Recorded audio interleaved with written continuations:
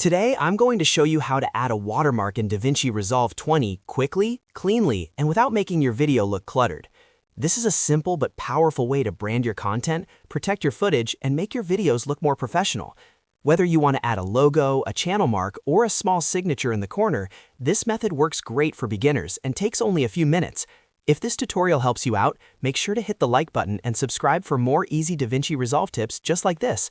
Alright, let's jump in. First, open DaVinci Resolve and make sure your project is ready.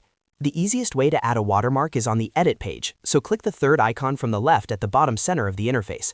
This takes you into the editing workspace where you can place and adjust your watermark on top of your main video. Now look to the top left corner and open the Media pool. This is where all of your project files are stored.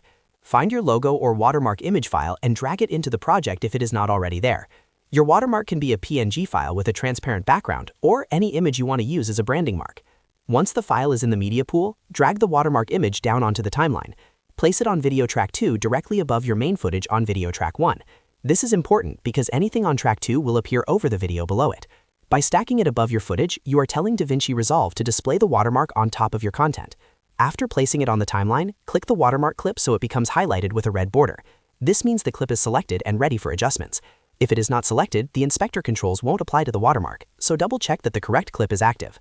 Next, go to the top right corner and open the inspector panel. Make sure the video tab is selected. The inspector is where you control the size, position, and transparency of the watermark, so this is the section you will use to make everything look polished and professional. In the inspector, scroll to the transform section. Here you will find the zoom slider. Drag the zoom slider down to decrease the size of the watermark until it fits nicely in the corner of the frame. You want it visible, but not so large that it distracts from the actual video content. A smaller watermark usually looks more professional and subtle.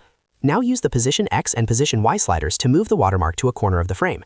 You can place it in the lower right, lower left, or upper left, depending on your style and the layout of your video. A lot of creators prefer the bottom right corner because it keeps the watermark visible without covering important action or text in the frame. If the watermark still feels too strong, scroll down in the inspector to the composite section. Here you will find the opacity slider. Drag the opacity slider to the left to make the watermark semi-transparent.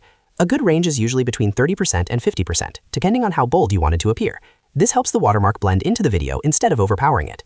Take a moment to play back your video and check how the watermark looks in motion. Make sure it stays in place, looks balanced, and doesn't block any important parts of the screen. If needed, go back and fine-tune the size, position, or opacity until it looks just right.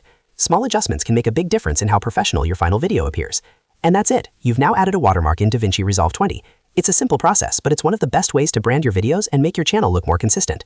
If this tutorial helped, don't forget to like the video, subscribe to the channel, and turn on notifications so you never miss the next DaVinci Resolve guide.